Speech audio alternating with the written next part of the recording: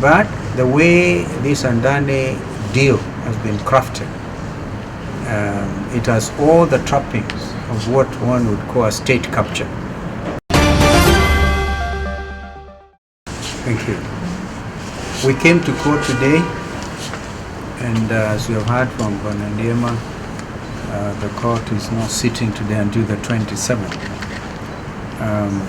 There was a virtual sitting on the other matter filed by the Law Society of Kenya, and the representative of the Civil Workers Union, Senior Counsel Fred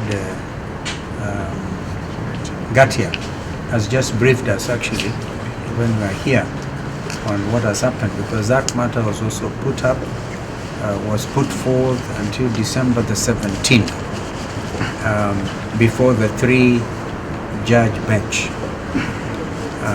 There may be need to consolidate this, but that's a matter for discussion going forward.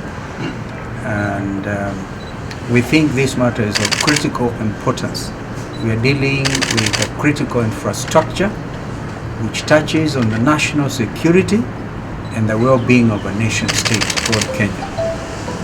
We have said before, we have no problem with investors coming to the country.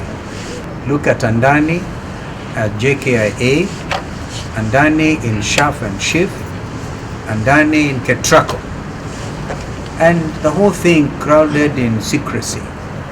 So we are on record for the petitioners here. In fact, the petitioners in this particular case are Tony Gachoka and political parties, Wiper Democratic Movement, Democratic Action Party of Kenya, and Jubilee Party of Kenya. So that's why we also came, and we are determined to fight over this for the benefit of not just the present generations, but future generations of this country. So there will be transparency. We know that some preliminary objections have been raised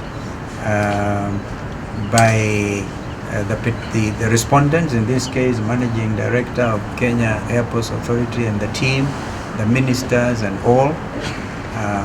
It will be an occasion for Kenyans to see how we cannot run a government and how we cannot auction a nation. So we will be here again, God willing, on the 27th of November, and we also be talking to the Law Society of Kenya. After all, we are also members, so we are interested both ways, and the civil aviation workers should remain encouraged that the whole country is watching. Asante, maybe I can ask my colleague to add something. Thank you very much. Maybe just to add that a lot of Kenyans, including the workers here, would be worried as to what this means. Just to assure them that this postponement of this case, the adjournment to the 17th of the LSK case, and this case to the 27th, does not mean that the conservatory orders are no longer there and therefore ADANI will take over. No, the conservatory orders that have been given in the LSK case, which is a case related to this, and we shall be seeking consolidation of these cases, means that ADANI will not still do anything until these matters are heard and determined. So that is the assurance we want to give.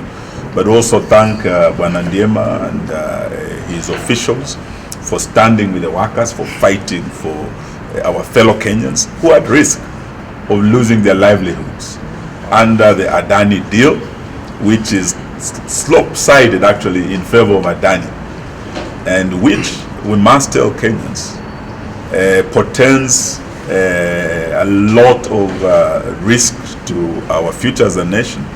We've seen what is happening in Bangladesh. The same ADANI who was chased from Bangladesh, from Sri Lanka, from Australia.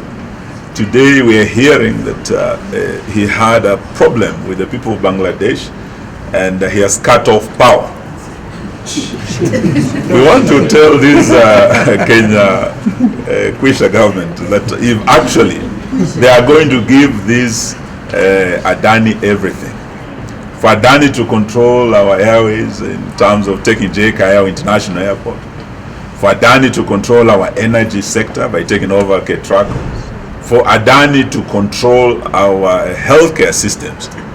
Imagine if what has happened in Bangladesh happens in Kenya. One individual called ADANI switches off power.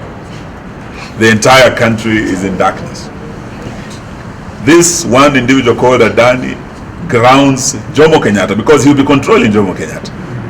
The same ADANI is controlling our healthcare. That ADANI, Shah, or Chief, whatever, he actually paralyzes our healthcare.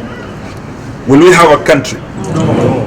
So we are saying no to this ADANI deal, and we are again, even as we fight here in court, as leaders of the opposition, we want to tell this government to be responsible and to drop this ADANI deal.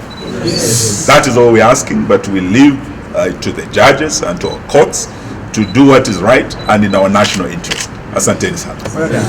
Any questions? Because then that's very clear. My name is Mos Ndiema. I'm the Secretary General of Kenya Aviation. Kenya Aviation, Civil Aviation, is it? Kenya Aviation Workers. Hey, endelea. Asanteni, members of the press. We were here this morning because our matter was coming up. You remember we had a case about government intention to hand over JKIA to ADANI. Unfortunately, the court is not sitting today. We have been given a new date, that is on 27th of this month. So not much, nothing has happened.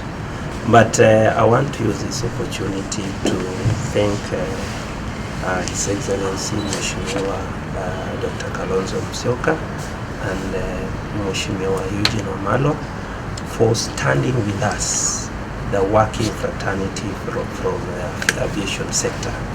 Because as workers, we remain opposed to the intention of giving out JKIA to ADANI. We have said not once, not twice, that it's not a good deal for this country. It is not a good deal for workers.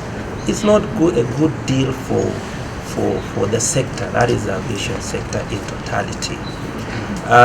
We are more than convinced that Kenya Airports Authority is financially able to fund its own expansion and modernization.